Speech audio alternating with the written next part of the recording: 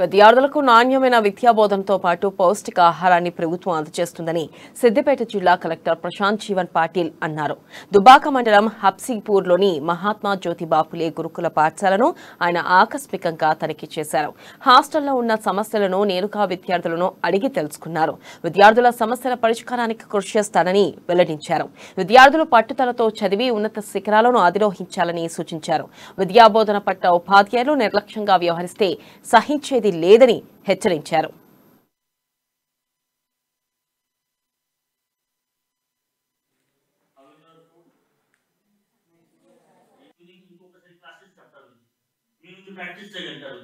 Exam automatic మీరు మంచిగా perform చేసి పాస్ అవుతారు. మన ఉద్దేశం ఏంటి?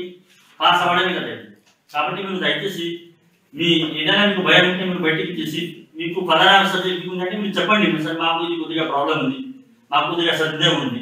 మీరు టీచర్ గారికి చెప్తే వాళ్ళు ఏం చేస్తారంటే మీకు అడిషనల్ దీని మీద ఫోకస్ పెడతారు. 1 మార్క్ 2 మార్క్స్ బిట్స్ మీద ఏ పరీక్షలో ఎగ్జామ్ పాస్ కావాలి అప్పుడు చెప్తారు.